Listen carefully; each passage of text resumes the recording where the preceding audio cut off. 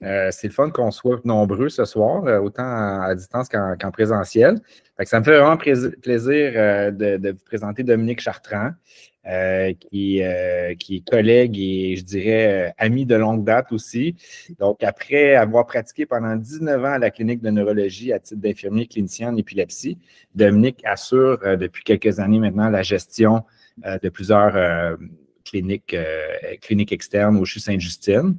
Il est aussi le père de 4 enfants, dont un avec un TSA. Et donc, c'est lui qui m'a écrit sa bio, donc je ne révèle pas des secrets, mais ses champs d'intérêt sont l'éducation thérapeutique aux patients, puis la transition de soins.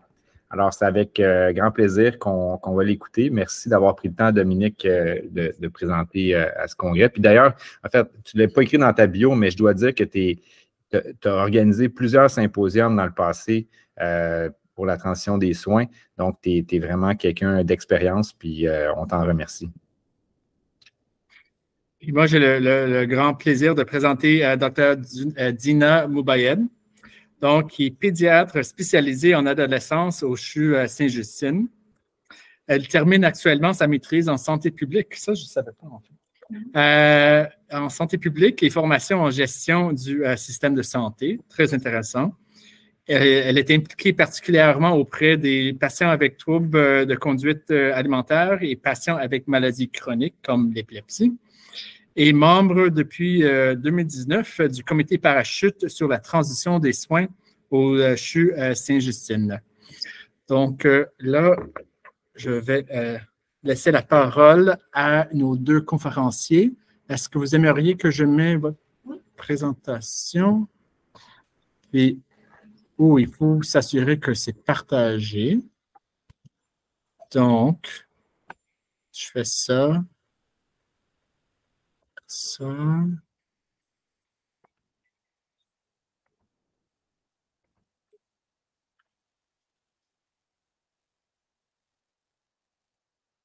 Est-ce que vous voyez la présentation?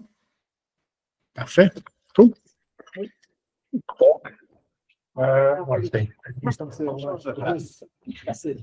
Voilà. Est-ce que... OK, c'est arrivé. Ignorer. Ah, OK. Est-ce que vous voyez encore la présentation? Oui. Oui. Ouais. Bon. On commence? On y va? Bonjour. Fait que ça nous fait un grand plaisir d'être avec vous aujourd'hui. Donc, en fait, tu peux y aller. C'est parti, ça marche pas? C'est les flèches up and down, j'imagine? Est-ce que peut-être il faut retourner à la présentation? Si vous faites ça. Ah, voilà. Ah, c'est les flèches côté? Oui. OK. Oui.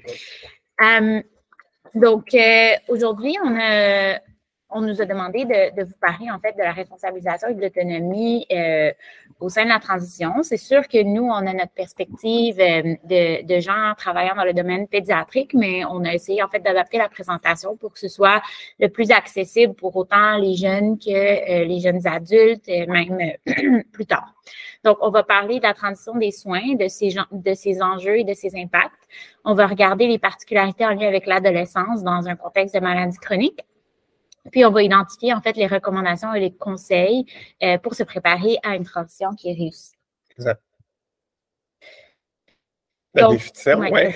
Ben, la définition standard la plus utilisée pour la transition est celle de Dovey, Peirce et Christie. Donc, eux, ils définissent la transition comme un processus qui est volontaire, qui est planifié, qui adresse des besoins médicaux, psychosociaux, éducatifs et vocationnels. Donc, on sort aussi du cadre de la santé aussi, des adolescents et jeunes adultes pendant qu'ils évoluent à travers un apprentissage de la vie avec une maladie chronique.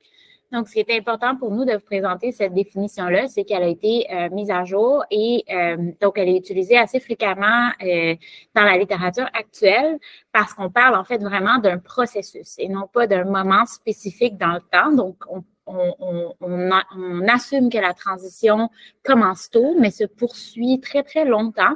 Et notre rôle médical et professionnel est vraiment d'accompagner les gens au courant de ce processus. Comme Dominique l'a bien mentionné, c'est médicaux, mais aussi psychosocial, éducatif et vocationnel. Donc, on ne va pas juste parler du médical. Puis, le plus important, c'est vraiment d'apprendre à vivre avec la maladie. Donc, la maladie chronique nous accompagne tout au long de notre vie et comment est-ce qu'on peut potentialiser nos objectifs, potentialiser les choses qu'on veut accomplir en apprenant à vivre avec cette maladie. On va, durant la présentation, parler des enjeux de la transition sous différentes perspectives. La première, comme Dina l'a expliqué, c'est son expertise, c'est l'adolescence. J'ai un message comme quoi est-ce que la présentation va être disponible? La réponse va être oui. Donc, au niveau de la condition chronique aussi, des conditions chroniques, on va le voir aussi sur la perspective des changements de rôle parce que dans le processus, il y a différentes, nous on appelle ça la triade, les proches, les usagers et les professionnels vont à tour de rôle, dans le cadre du processus, avoir des changements de rôle. Fait qu'on va vous expliquer ça dans le cadre de la présentation. Il y a évidemment des enjeux légaux qu'on va vous parler et au niveau logistique et administratif. Donc, il va y avoir cette présentation-là. Donc, la première partie, on va parler vraiment de la responsabilité et de l'autonomie en tant que telle. Puis, ça nous amène à parler, en fait, des enjeux vraiment propres à l'adolescence. Donc, qu'est-ce qui explique que les adolescents vont réagir vraiment de façon unique quand ils vont être diagnostiqués avec une maladie chronique ou qu'ils vont apprendre à vivre avec une maladie chronique? Pour faire un portrait global, c'est important de savoir que presque 18% de la population mondiale est âgée entre 10 et 19 ans. Donc, c'est quand même un gros morceau de la population qui doit être considéré dans les soins de santé qu'on doit offrir. Par contre, c'est aussi le moment où une personne est considérée comme étant le plus en santé. Donc, quand on pense maladie chronique, c'est rare qu'on va penser à enfance, adolescence d'emblée. Donc, au niveau de la santé publique, ce qui est important à adresser, en fait, de façon générale, quand on regarde les campagnes de promotion de la santé pour les jeunes, pour les adolescents, bien, ils vont dire que ce qui est important à adresser, c'est vraiment les facteurs externes parce que c'est ça qui est le plus prévalent, donc le plus probable chez les adolescents, tout ce qui est en lien avec le tabagisme, la conduite automobile, les accidents, la santé mentale. Donc, les campagnes de santé publique vont moins être dirigées vers la sensibilisation pour les jeunes avec les maladies chroniques.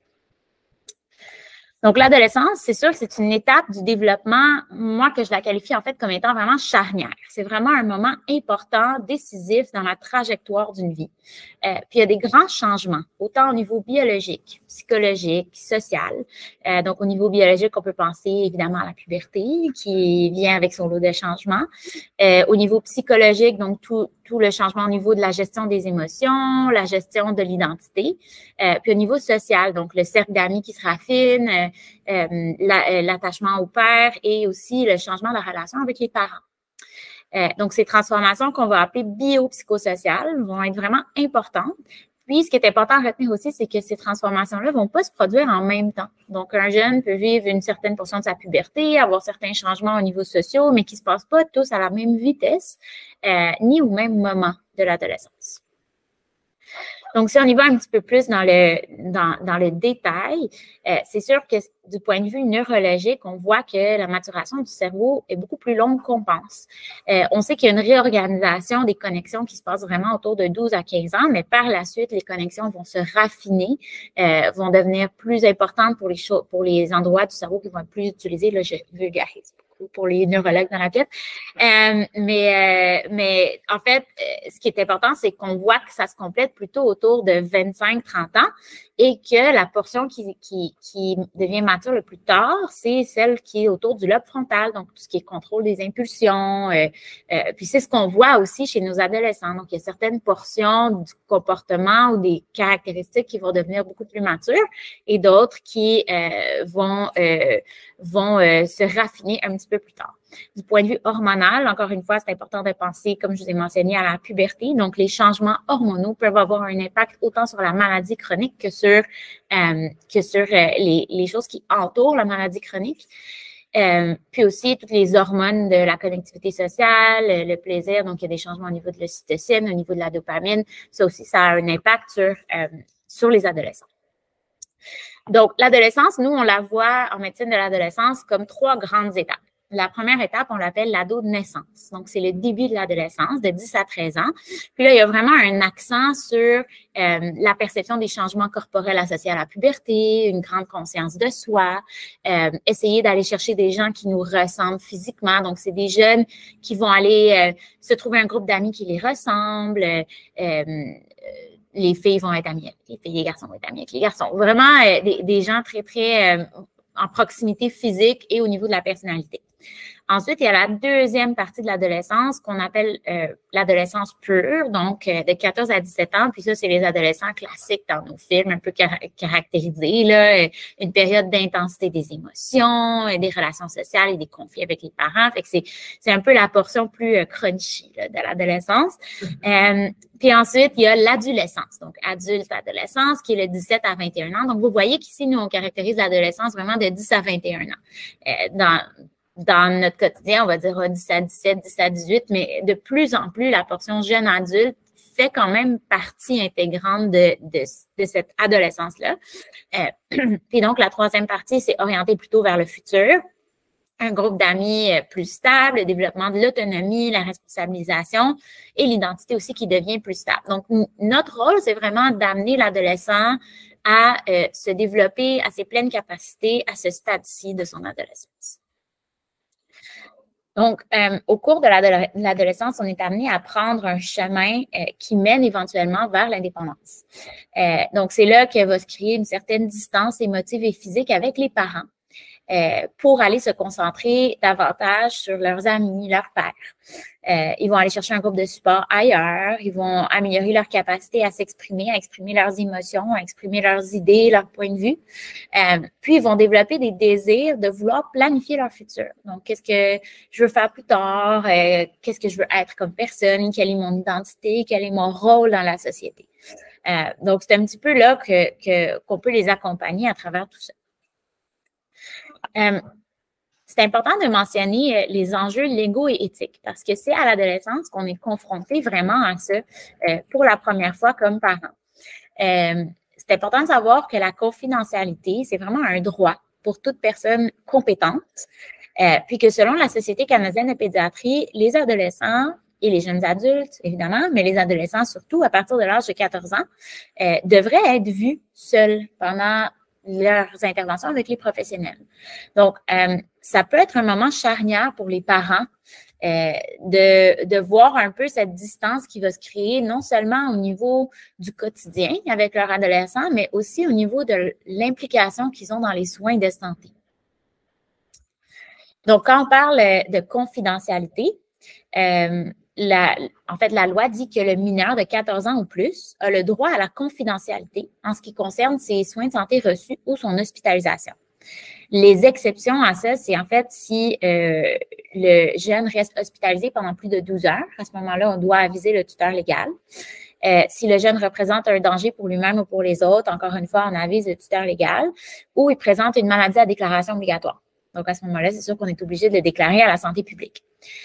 Par contre, tout ce qui est autour de ça, mais le jeune a le droit de dire non, ça me concerne, ce sont mes soins de santé. Après, notre rôle, c'est de l'accompagner là-dedans puis de lui dire, ben oui, effectivement, tu as ce droit-là à la confidentialité, mais tes parents ont une connaissance ou un soutien qu'ils peuvent t'apporter de plus. Donc, on encourage toujours l'ouverture, le partage des connaissances. Mais c'est important pour les parents de savoir que c'est un droit et si le jeune insiste pour la maintenance de ce droit-là, il y a quand même une certaine rassurance que s'il y a quelque chose de dangereux, si on doit l'hospitaliser, à ce moment-là, il y a un filet de sécurité, mais c'est un droit qui est acquis. La même chose pour le consentement. C'est à garder en tête que le mineur de 14 ans ou plus peut consentir seul aux soins de santé requis par son État. Donc, il y a aussi le droit de refuser tout type de soins, que ce soit des soins requis par son état de santé ou des soins non requis. Bon, là, après, au niveau du refus des soins au Québec, il faut mettre un bémol parce que, oui, effectivement, les jeunes au-dessus de 14 ans ont le droit de consentir à leurs soins, mais pour ce qui est du refus, il y a des possibilités, si les soins sont vraiment importants, d'aller chercher des ordonnances de tribunal ou d'aller travailler avec le comité éthique pour voir un petit peu qu'est-ce qui est possible dans ce contexte-là, si, par exemple, c'est des traitements qui sont absolument nécessaires à leur état de santé. Mais c'est quand même à garder en tête qu'à partir de 14 ans, au niveau légal, il y a un changement majeur qui survient au niveau de leur responsabilité, de leur niveau de responsabilité, au niveau de la prise de décision médicale.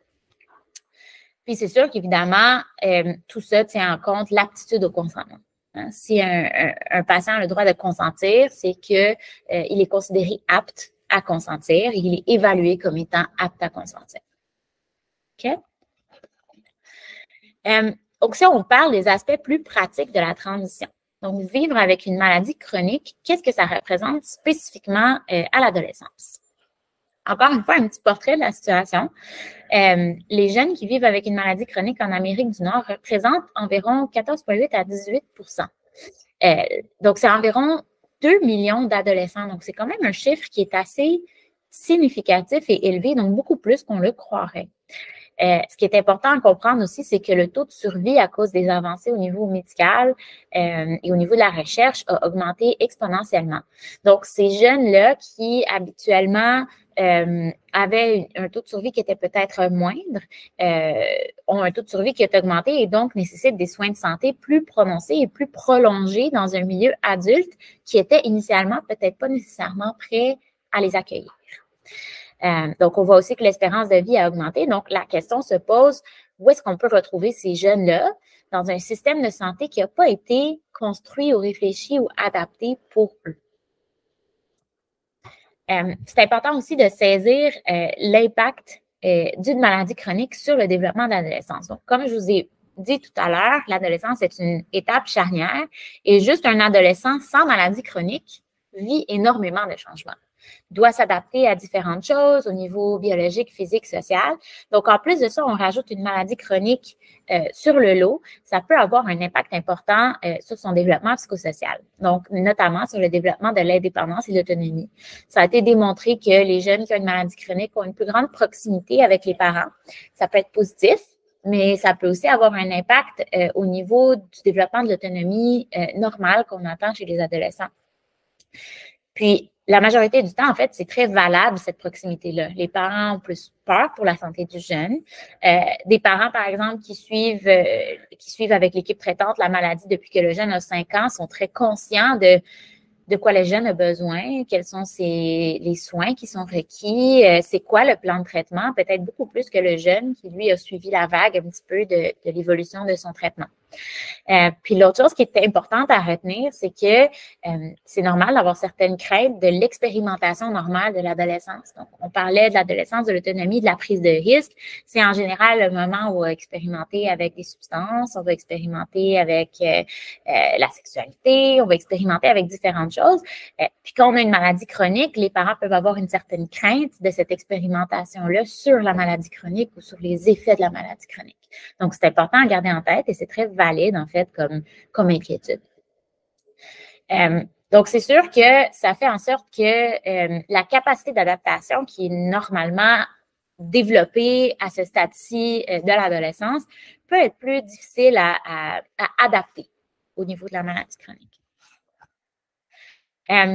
Ensuite, on voulait vraiment vous parler, en fait, de l'adhérence aux médicaments.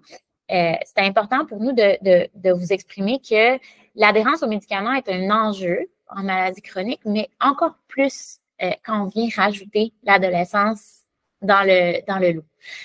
Pourquoi? Ben, en fait, je veux être normale, je veux être comme les autres. Je n'ai pas besoin de mes médicaments, je ne sens pas que j'en ai besoin. Pourquoi les autres n'en prennent pas puis moi j'en prends? Ça, c'est un grand facteur qui vient vraiment jouer dans la prise de médicaments. Le déni de la maladie aussi, entre autres, pour certaines maladies qui sont moins visibles que d'autres. La communication qui peut être un peu déficiente par le professionnel de la santé. Qu'est-ce que je veux dire par là? C'est en fait le professionnel de la santé qui suit l'enfant depuis l'âge de 2 ans, par exemple, va être habitué à parler aux parents. Parce que depuis l'âge de 2 ans, il parle aux parents. Il explique les médicaments aux parents, il explique les effets secondaires aux parents, il explique les risques aux parents. Le jeune peut ne pas être mis au courant, en fait, des conséquences, des risques, des bénéfices, de pourquoi il prend ce médicament-là, parfois même de quel médicament il prend et de quelle dose il prend. Donc, à ce moment-là, si on ne sait pas pourquoi on le prend, qu'est-ce qu'on prend, puis à quoi ça sert, puis si je ne le prends pas, qu'est-ce qui arrive, ça peut être difficile de se motiver à vouloir prendre un médicament. Batterie faible.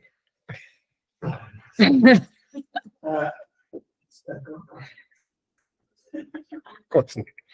On va accélérer. Ben oui, on accélère. OK. Fait que l'autre chose à garder en tête, en fait, c'est l'instabilité financière. Qu'est-ce qu'on veut dire par là? C'est que les jeunes adultes, à l'âge de 18 ans, il y a quand même un changement qui se fait au niveau de l'assurance médicaments. Et donc, certains médicaments qui étaient potentiellement couverts par le passé peuvent ne plus l'être à l'âge de 18 ans. Donc, c'est à prendre en compte, en fait, quand on reçoit les patients dans notre bureau en milieu adulte, que certains médicaments qui étaient couverts par le passé peuvent ne plus l'être. Les oublis. À l'adolescence, on expérimente, on va dormir chez un ami, dormir chez sa blonde, on va faire ci, on va au cinéma. Si on prend le médicament à 8 heures le soir, tous les soirs, bien, il peut y arriver certains oublis au niveau de la prise. La même chose au niveau de la priorisation différente de l'adolescent. Donc, quelles sont les priorités pour un adolescent? Les priorités sont de se faire des amis, de bien réussir à l'école, d'obtenir un travail, d'avoir un conjoint-conjointe. Donc, la santé, la prise en charge de sa santé n'est peut-être pas nécessairement au centre de ses préoccupations. La même chose au niveau de la perception d'être en santé. Il y a certaines maladies qui sont plus visibles que d'autres. Il y a certaines maladies, quand on pense par exemple au diabète, où les effets directs du diabète ne sont pas ressentis comme tels à l'adolescence. Ils sont ressentis à l'âge adulte quand on commence à avoir des problèmes avec nos reins, nos yeux, nos vaisseaux. Mais c'est la prise en charge du diabète à l'âge adolescent ou à l'enfance qui a un impact sur comment on va être en santé vraiment plus tard. Puis, les effets secondaires des médicaments, c'est non négligeable. Un médicament qui endort, qui donne la nausée, qui fait prendre du poids, c'est pas nécessairement le médicament qu'un adolescent va vouloir prendre. Ils sont conscients des effets secondaires que ça a sur leur apparence, sur leur énergie, sur leur niveau de fonctionnement. Donc, toutes ces causes-là sont à garder en tête quand on va parler d'adhérence de médicaments. Donc, on ne va pas dire, ah, ben, tu ne prends pas ton médicament, OK, ben, prends-le, puis c'est tout. Donc, c'est des choses qu'on va vouloir creuser, découvrir, puis comprendre pour être capable de les accompagner là-dedans, puis d'aller travailler ça, en fait, avec eux. C'est une représentation graphique un peu de ce que c'est le choc de l'adolescence avec la maladie chronique. Dina l'a bien expliqué. Ça a un grand rôle, en fait. L'adolescence, c'est une période où le temps s'accélère, on cherche à expérimenter, on cherche à être libéré, le jeune cherche à grandir, s'épanouir à travers cette étape de la vie. Puis on cherche particulièrement à être autonome, alors que la maladie chronique, souvent, ça amène certaines contraintes. Le jeune a l'impression d'avoir une régression de ses capacités, puis ça le rend dépendant pour plusieurs choses. Donc, ce qui fait en sorte que on dit la maladie chronique peut juste 2 secondes, on va mettre l'électricité dans notre pour être juste certain de ne pas avoir de panne. Juste ici. Oui, je pense. Ouais. C'est bon, désolé. Oui, on va bien. Donc, voilà, donc l'adolescence peut gêner l'intervention, puis ce que Dina a bien expliqué par rapport à la médication, c'est bien important. C'est celui-là? Je sais. Okay, ça, c'est un autre petit graphique pour démontrer, quand on parlait des enjeux bio-psychosociaux et autres, c'est un petit graphique. En fait, je l'appelle mon petit iceberg.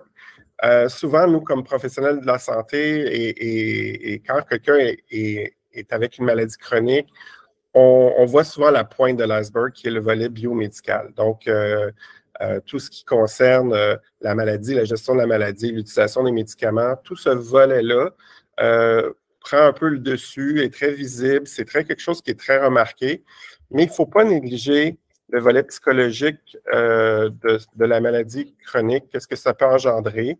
On voit, puis moi je l'ai vu beaucoup, ça a tombé aussi que je faisais un programme de transition au moment où la pandémie est arrivée, puis on a vu une augmentation énorme avec la pandémie de l'anxiété chez les jeunes, puis veux pas, tout ça mis ensemble, je voyais en fait beaucoup de jeunes qui avaient cette détresse-là lorsqu'on discutait puis qu'on avait des conversations. Donc, l'anxiété était vraiment omniprésente durant cette période-là. Au niveau social, bien, Dina l'a bien expliqué, c'est une période charnière aussi pour son identité sociale. On cherche à être avec avec des pairs, des gens qui nous ressemblent. Mais quand on est atteint d'une maladie chronique, cette façon de se rassembler-là n'est pas si évidente que ça. C'est difficile de trouver des gens qui vivent les mêmes expériences. Comme on le dit, l'expérience de l'adolescence en tant que telle, c'est unique. Ajouter à ça une maladie chronique qui est une expérience unique, on se sent parfois bien seul et on a besoin à ce moment-là de bien adresser ces éléments qui concernent le volet social. Au niveau environnemental aussi, c'est-à-dire que quand on parlait du jeune adulte, ben, quand on quitte le foyer familial, qu'on cherche à avoir de l'autonomie, une job, là, souvent avec une maladie chronique, on est vraiment contraint. Il y a une belle étude de Dr. Camfield à Halifax qui démontrait que les gens qui étaient atteints d'une épilepsie, je vais vous parler d'épilepsie parce que c'est le domaine que je connais, avaient beaucoup de difficultés à trouver un emploi dans leur vie adulte. Donc, il y avait beaucoup de contraintes par rapport à ça, qui étaient justifiées ou non, mais ils vivaient beaucoup de difficultés à trouver un emploi. Puis ça, c'était une évidence pour eux que l'épilepsie entraînait. Puis évidemment, avec tout ça, des ennuis au point de vue financier, comment on se retrouve. Il y a plusieurs programmes qui existent, donc connaître aussi le réseau qui existe autour de nous. Bien, quand on part de l'adolescence, puis qu'il faut connaître ce réseau-là, bien, on a besoin d'être accompagné. Donc, ce qui est important avant tout, c'est de comprendre ces dimensions-là, de planifier ou d'essayer d'anticiper ces changements-là, l'impact que ça peut avoir. Puis ça, avec tout ça, ça va nous permettre de mieux intervenir. Donc, c'est un peu le but de TECUM, d'amener des outils à ces jeunes-là, ces familles-là, afin de vivre ces grandes étapes de la vie de façon plus épanouie. C'est un peu l'objectif qu'on recherche. Donc, je vais te laisser parler parce que c'est un... Ben, en fait, c'est un peu un résumé de ce qu'on a discuté, Dominique et moi. Donc, ce qui est important à retenir, c'est que l'adolescence, c'est vraiment une période intense de changement qui nécessite beaucoup d'adaptation. Donc, c'est une belle période de la vie, hein? Mais elle peut être vécue avec beaucoup d'intensité. Puis, quand on rajoute une maladie chronique sur le lot, ça peut faire beaucoup. Donc, le but étant de trouver la meilleure façon pour accompagner ces jeunes-là dans cette étape-là qui peut avoir un impact important sur le restant de leur trajectoire. L'autre chose qui est importante à retenir, c'est que l'adolescence a un impact sur la maladie chronique et la maladie chronique a un impact sur l'adolescence. Donc, c'est vraiment une relation bidirectionnelle dans les deux directions. Puis, c'est vraiment à garder en tête quand on prend en considération les soins qu'on donne à ces jeunes-là. Finalement, les conséquences physiques et psychologiques de la maladie peuvent avoir un impact sur le développement de la trajectoire de l'adolescent. C'est un petit peu ce que je vous disais. Donc, on va parler un peu plus spécifiquement de la transition. Tantôt, on vous avait parlé des changements de rôle. Oui. Donc, on voit ici dans une colonne les responsabilités des professionnels, dans la colonne du centre, les parents, les familles et le jeune. Sachez qu'on voit donc avec le temps, avec cette phase du développement-là, des changements de rôle dans les responsabilités des parents et des jeunes. Donc, on voit comme initialement, dans le domaine de la pédiatrie, le jeune est vraiment quelqu'un qui reçoit les soins. Tranquillement, il devient un participant dans les soins. On arrive à l'intégrer doucement. Là, on lui demande, dans le monde idéal, de devenir gestionnaire de ses soins, donc d'être autonome, de prendre des décisions, d'être capable de s'occuper de ses propres soins. Puis, à la toute fin, on dit un superviseur ou CEO, c'est-à-dire c'est la personne qui devient, qui gère de A à Z tous ses soins. Donc, le jeune, quand il vient à la vie adulte, doit avoir cette capacité-là de pouvoir tout gérer. Ce qu'on se rend compte dans le fin fond, dans la réalité, c'est qu'actuellement, ça ne se passe pas toujours comme ça. Il y a aussi les parents qui ont une responsabilité aussi, qui deviennent à ce moment-là, au fil du temps, des superviseurs, des consultants. Donc, on est un rôle très actif, puis on devient à ce moment-là graduellement des gens qui accompagnent le jeune dans cette démarche-là j'appelle ça d'épanouissement de leur gestion de santé.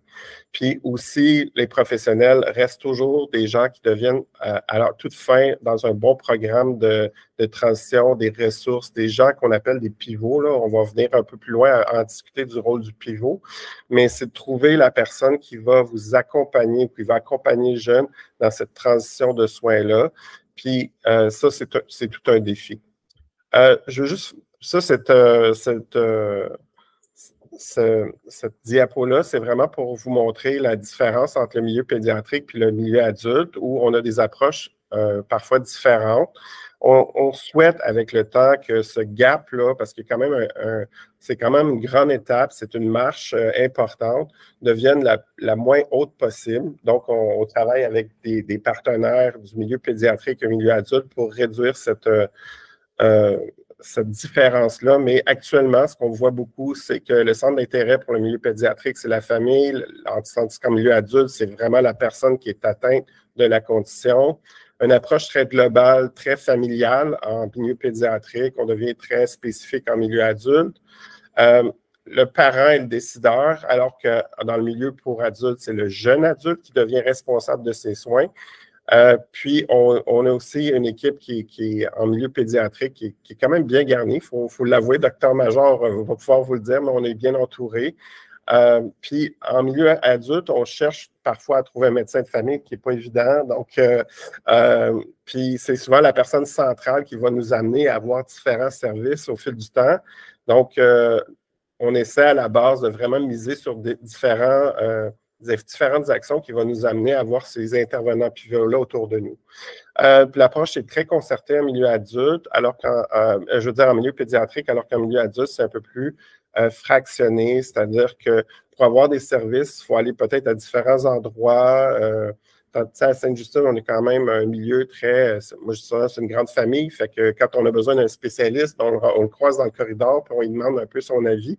En milieu adulte... On est sûr que c'est une famille aussi, mais moins que nous. Mais le CHUM, c'est grand. Mais je pense que le point, c'est qu'il y a quand même une différence remarquée par les jeunes et leurs familles quand ils traversent l'autre bord de la montagne. Cette différence-là peut se percevoir par justement la concertation, avoir besoin de quelqu'un qui va venir arrimer le tout, alors qu'effectivement, on a la chance d'avoir peut-être des infirmiers qui vont agir un peu comme pivot puis que dans certains milieux adultes, c'est pas nécessairement le cas. Donc, le rôle du médecin de famille devient plus central, mais la facilité d'obtenir un médecin de famille est un sujet tout autre. Donc, je vais accélérer un peu parce qu'on a dépassé notre temps. Donc, au niveau logistique administratif, c'est sûr que les enjeux au niveau de la transmission de l'information, on cherche à avoir une constance, des communications qui sont et des processus de prise en charge. On essaie en tout cas de raffiner tout ça pour que ça soit le plus facile. Donc, la transition du milieu pédiatrique au milieu adulte se fasse de façon efficace et que les communications se fassent bien. On essaie de mettre en place aussi les ressources équivalentes qu'on retrouve dans le milieu pédiatrique et que le jeune aurait besoin en milieu adulte. Les interventions aussi sont variables et inconstantes. Ça, c'est des observations qui nous ont été faites. Puis les outils d'enseignement étaient peu ou mal utilisés, mais ça, honnêtement, depuis quelques années, on voit vraiment une nette amélioration de ce côté-là. Il y a plusieurs beaux projets qui ont été mis en place. L'accessibilité, en fait, on a l'intelligence artificielle qui s'en vient, qui va pouvoir nous donner des réponses à tout. Mais pour l'instant, déjà, il y a eu plusieurs belles initiatives dans chacun des milieux de soins pour améliorer ce volet-là. Parmi les enjeux aussi pour les patients et les proches aidants, on parlait de la rupture avec l'équipe de soins qui était quelque chose qui a été rapporté, qui est quand même importante. La rupture avec le soutien scolaire, surtout pour les gens avec une déficience intellectuelle et polyhandicap, le milieu scolaire est souvent un moment de répit pour les familles. Donc, quand on arrive à 18 ans ou on vivait cette rupture-là, il y a des beaux programmes qui se sont mis en place pour prolonger cette période-là, mais ça reste quand même un moment de rupture pour ces familles-là.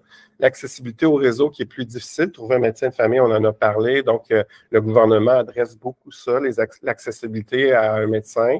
Les centres de 3e et 4e ligne sont principalement dans des centres urbains. Donc, on essaie aussi de réduire cette distance-là. La téléconsultation a permis vraiment de réduire beaucoup ce problème-là.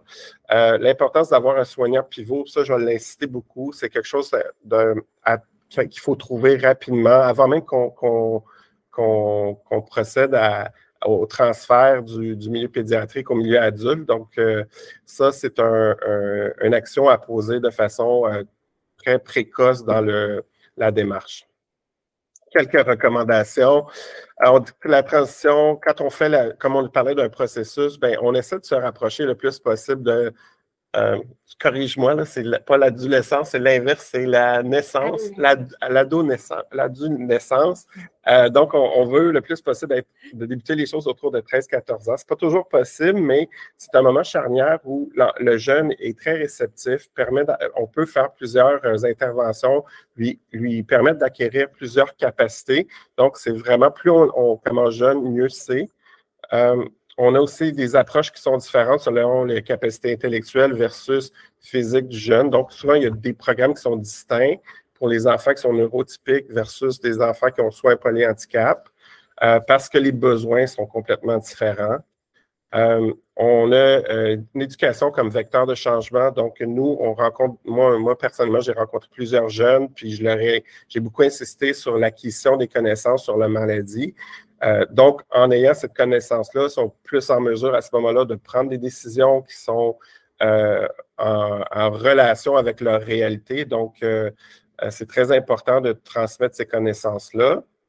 Une approche qui est holistique, donc d'avoir une approche globale, parce qu'on l'a bien nommé tantôt que ce n'est pas juste biomédical, là, il y a des enjeux psychologiques, sociaux et tout ça. Donc, il faut vraiment adresser tout le portrait. Moi, je vous donne un petit exemple. Quand je rencontrais des jeunes, je leur demandais souvent c'est quoi qui était le plus important. S'il y avait une lampe magique, qu'est-ce qui changerait dans leur vie?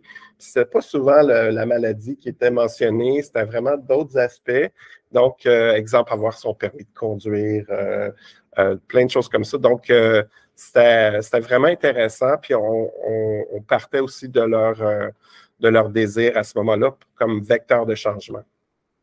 La présence d'un intervenant pivot, je l'ai mentionné plus d'une fois et vous allez le voir encore dans le reste de la présentation. Puis le modèle de partenariat qui est à privilégier, c'est-à-dire on n'est pas juste nous les experts. Les experts, c'est les usagers. De plus en plus, on a cette approche-là, c'est-à-dire qu'on part de ce que les gens, les usagers, les proches connaissent, puis on part avec eux, puis on utilise tout leur désir, leur façon. La meilleure façon de travailler, c'est de partir de leurs besoins à eux, de bien les connaître, qu'ils les expriment bien, puis nous, on est là pour les soutenir puis de les aider à ce moment-là. C'est tout. Le programme adapté, j'y vais rapidement. Ça, c'est le volet DI, polyhandicap. C'est des thèmes qu'on a abordés. Je faisais comme le docteur Major l'avait mentionné, on avait des symposiums, puis les éléments qui sont en lien avec la maladie, la continuité des soins, les ressources du réseau qui existent, les programmes gouvernementaux. Il existe plusieurs programmes gouvernementaux, tant financiers qu'en ressources et en aide qui existent. On parlait aussi de l'inaptitude, qui est un enjeu qui est souvent abordé par un notaire, un avocat. Donc, il faut aller trouver des ressources juridiques pour adresser le volet de l'inaptitude.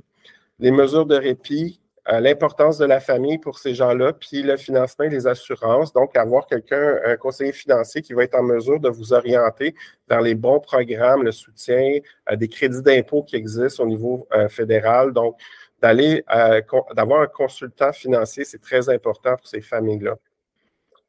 Pour le volet de l'éducation thérapeutique, donc les adolescents qui sont neurotypiques, qu'on appelle, on parle les éléments qui sont abordés, la physiopathologie, la sécurité, le plan thérapeutique.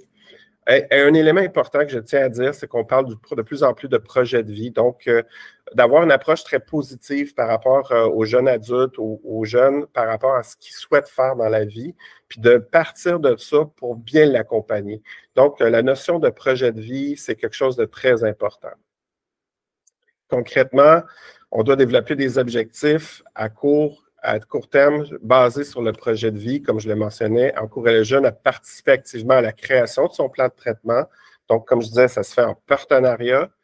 Voir le jeune seul pour une partie de la consultation. Donc, ça, on essaie de le faire de façon précoce, donc dès l'âge de 14 ans, parce que sur le plan légal, c'est ce que Dina a expliqué tantôt. Fournir de l'information aux jeunes, s'assurer de la compréhension de sa maladie. Comme je l'ai dit, la base de tout changement, c'est les connaissances. Fait que si on informe, puis on permet aux jeunes d'avoir beaucoup d'informations, il va être en mesure à ce moment-là de prendre des décisions de façon autonome, puis d'avoir ce qu'on appelle l'autogestion dans ses soins. Donc, ça va être très important d'aller dans cette direction-là. Puis, évaluer l'impact de la maladie sur ces sphères. Comme on dit, on recherche absolument que le jeune soit épanoui. Donc, on regarde un peu qu'est-ce qui empêche cet épanouissement. Et finalement, ben, ça, je viens de dire, je suis quand même constant dans ce que je dis. Puis, normaliser les situations, parce que comme Dina l'a expliqué, l'adolescence, c'est une période de grands changements. Donc, il y a beaucoup de choses qui sont tout à fait normales dans ce qu'on vient de discuter avec vous. Voilà. Je dirais que c'est normalisé pour les jeunes, mais aussi normalisé pour les parents. C'est pas nécessairement une étape qui est facile à vivre, qui vient avec ses défis, mais qui vient aussi avec beaucoup de positifs. Puis je rajouterais sur les projets de vie, là, on utilise beaucoup l'approche basée sur les forces, en fait.